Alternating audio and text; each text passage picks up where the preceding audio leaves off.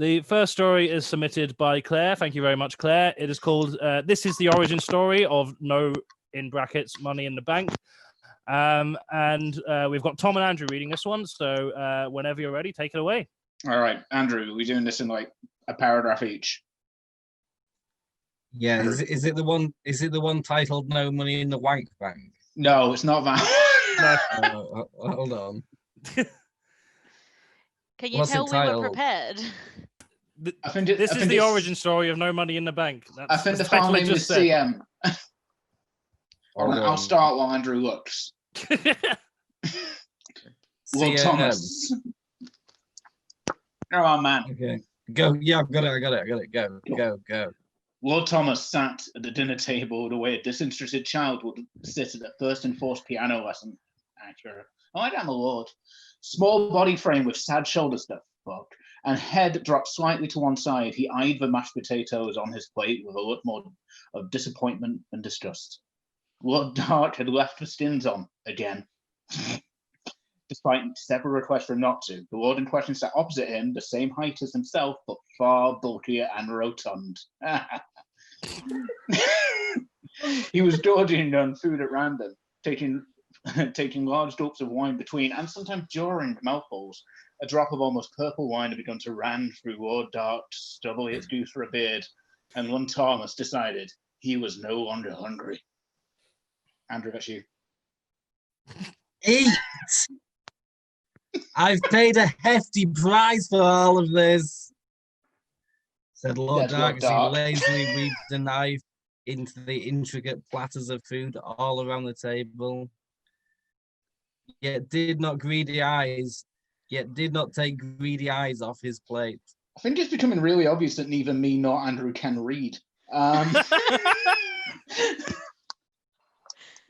don't feel well. I think I'm coming down with a headache. Kenzie, and I like it. Keep going. Like Lord Thomas. And he pushed the plate away towards the larger lord. This is going for you, man. The table was narrow but long, allowing them to be close to each other, but also dine on many different foods at once. I think I'll just take some chicken and turn in for the night.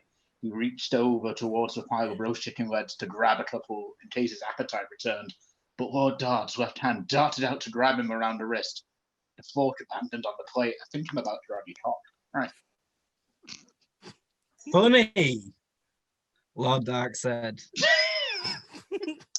Finally looking upward into Lord Thomas's face with a smarmy, grubby grin. I always had you down as a breast man. That's very inaccurate. Wine-stained teeth began to gnaw on his bristly bottom lip. That bit's pretty on, though. And a calloused thumb rubbed over Lord Thomas's wrist. Ugh. There was creepy sparkle in Lord Dark's eyes. A recent addition to his already out-of-control character. Food always makes me hungry for something else. Dick. Balthazar. I loved the fact that you made eye contact with the camera as you said that. Like the narrator in Arrested Development. It was Dick. Balthazar, dear, you carry on your banquet. I am sure you will find something else to satisfy your needs in the basement. It's my bum. The sparkle faded from Lord Dart's eyes as quickly as it appeared, and he begrudgingly let go of his sweetheart's wrist. His head lowered, and attention returned to the feast before him.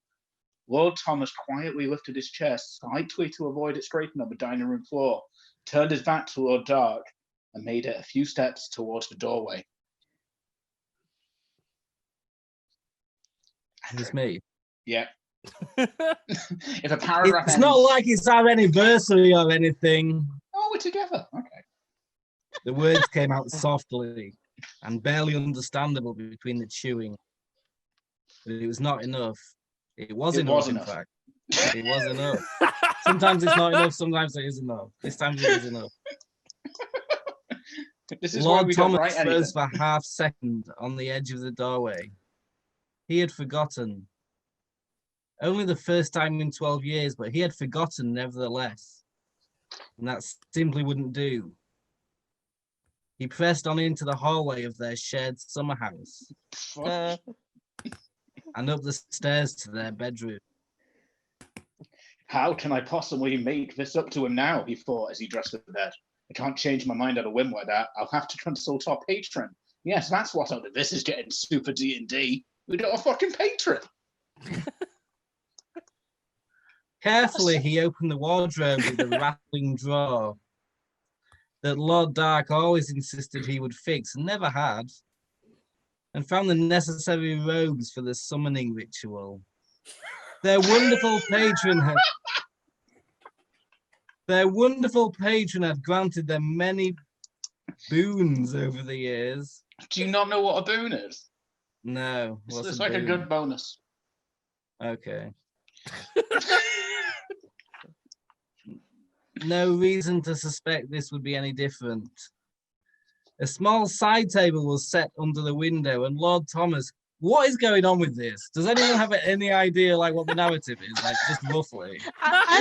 You should read it and find out. Just like a brief kind of 1, 2, 3 of what's going on. A small side table was set under the window, and Lord Thomas crept towards it, avoiding the squeaky floorboard that again would definitely get fixed someday. He lit the candles and placed the four corners. Placed them in the four. Wait, fuck. He lit the candle. He lit the candles. The four candles. Placed in the four corners, and held his palms aloft to the ceiling. A light condensation formed on the window, and a familiar face appeared on the other side. State the nature of your requests. The words formed clear in Lord Thomas's mind. The lips on the face in the window didn't move. O wonderful patron who had granted many gifts, I come to you alone for this request. Alone? I don't know what this voice is. This is not the way. Both are needed. Unless you would like me to request a visit from your individual patron. If that is possible, then yes. 1 moment, please. The multiverse. Wow, this is wild. The multiverse has you on hold and will be with you shortly. The face faded away. Thank you. A looping tune of notes played in Lord Thomas's head for a while. He lowered his hands to his sides. Lord Dark and Lord Thomas had been granted access to their campaigned patrons from the multiverse upon their union from the Governing Institute with descriptive instructions to not abuse the power. That's a TNC, isn't it? A simple fire ceremony was all it took to conjure the very best beings that twisted, then wove the fabric of the infinitesimal universes. Oh, why did I get the hard one to read? It was assumed these beings were benevolent, don't know what that means, and not to be pestered with petty requests. Their Benevolent means nice. Oh, awesome.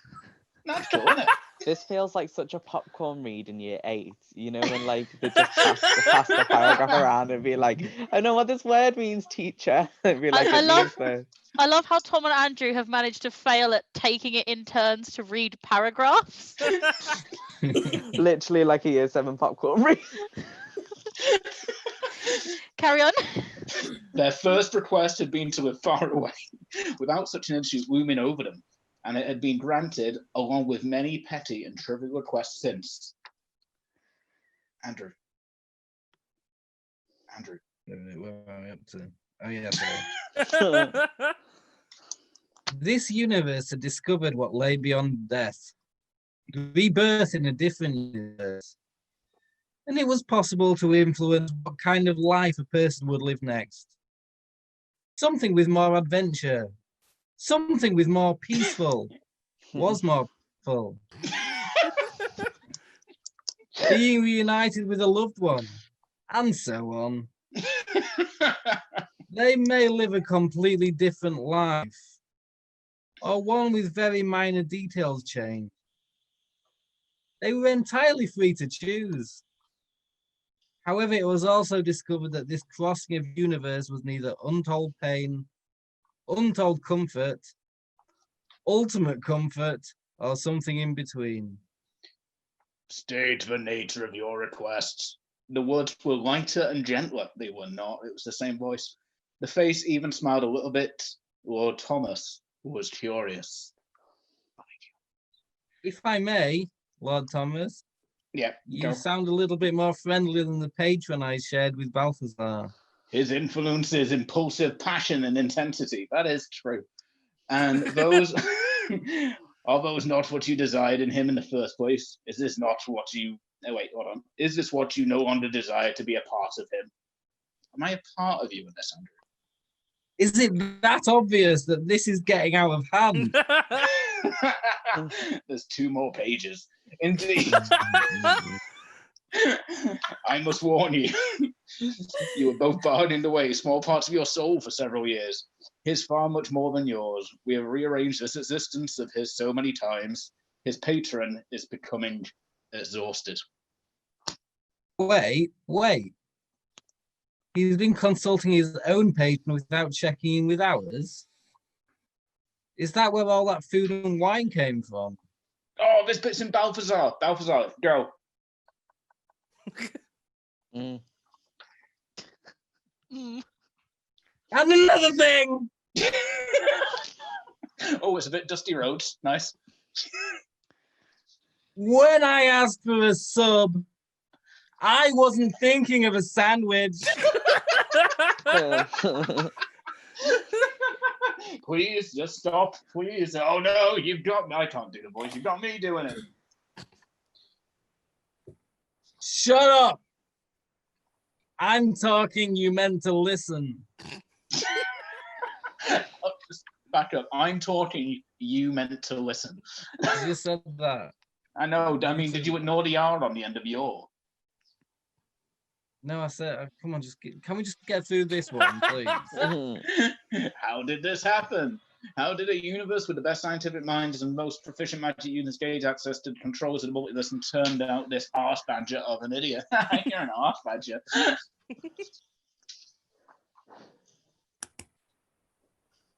What?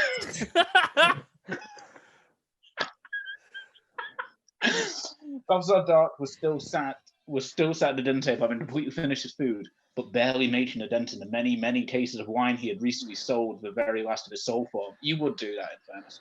This home, this universe, confused and alienated him, having sold so much of his soul already in the very minute of tiny ways. He had gone beyond the threshold of human endurance. Thomas, his dearest, was becoming more and more distant from him, was selling a fraction of his soul to grant the knighthoods a little too much. He scoffed aloud at the very idea. The breath breezed lightly on one of the 4 candles he had lit around the table. The face of his patron winced in an ornate hand mirror as he did this, expecting the flame to extinguish, but it remained bright. Ooh, Nice. Yeah. Nice. Yeah. I thought so. Cheers. People have been praying, for lack of a better term, for eons. Eventually, the patrons decided to intervene as a way of keeping everyone in line with their thoughts and prayers. For the tiny cost of a fraction of a person's soul, the power that crossed into the other universe, they could become landed gentry. Or for a smaller piece still, the fates could be twisted and make a cart filled with wine and food and have a freak accident right by the door of your summer home, killing the driver in an instant. And wouldn't you know it, the driver didn't have any record of what the food was doing. That's where the food was going. There we go. So on a soul like this made it more likely that the patron would make the journey pain-free, but the cost was that the destination universe would be influenced by the patron. Total soul selling gave control over your next life completely to the patron, and all but guaranteed a pain-free and speedy journey. Bend the universe to your whim in this life, have a safe trip to your next one, but not be able to control your life after that. It was no choice at all for Balthazar. You have nothing left, Andrew. I'm doing a ghost voice. I mean, Lord Dark. That hurts my throat. I can't help you. There is only one who can help you, and he must do it all at once. It will take every last scrap of soul he has left. You had better hope he still thinks of you so highly. Oh, bollocks, says Balthazar Dark. Last page Ben. now. Yeah, please, it is. Please, better Lord Thomas, I'll do anything to make him back the way he was. Take it all back: the land, the house, the genital enhancement. Nice. I don't want it all. I want my best friend back. Andrew, this is all you. You have just enough left to do this. Are you quite certain? Please. Balthazar has abused the powers in tiny, fractious ways. This universe is almost his bursting point with his petty requests. Every time he asked, we gave. And every time he kept it hidden from you. Are you sure you trust him? Put it all the way it was. But with one difference: it denies our request for a patron upon our union. If we do not have access, we can never get into this mess in the first place. And this this is all in bold. This is the part of Scrubs where the acoustic guitar plays. I couldn't believe it when Turk fucked Carla. It was the most amazing union I'd ever seen. Then know this. You are now forfeit of any and say in what life you must lead. Though you will reach the new life completely safely, he is also forfeit of the knowledge I'm about to tell you concerning that life. Because of his abuse of the power we granted. Thomas and Andrew will meet each other and they will form a lasting and loving bond. It will endure hardship and encounter both emotional and physical pain. But it will not yield, my son. It will not yield. Though distance may separate them, they will keep good company with great friends, dreaming of the day they will be reunited. Fame may or may not find them. It won't. But love surely will. It will be with them through those hardships and those times of pain. However, Balthazar will also be present in some way. Wait, is this story like a threesome of Yumi and Balthazar? Because I am down. However, Balthazar will also be present in some way. We'll do our very best to be sure that he is contained and only appears under very specific circumstances, possibly involving stage entertainment of some kind. But nevertheless, as you have sacrificed the remains of your soul to set this right, you will indeed get your beloved Andrew back. Andrew, last paragraph. Take it home. The world will be quite different from the one you... Excuse me, Thomas. The world will be quite different from the one you walk upon. It'll be unpredictable, and there will be no access to the patrons of any kind. Try as you might. There's also a chance you will forget this life entirely. Such is the damage this frivolity has caused. Now, as soon as I fade, you'll return back to when you first met in this life, this universe.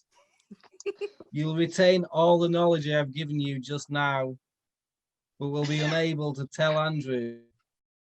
His patron and myself will walk you safely to your next life, but he will have no idea what awaits him. Go back, Thomas!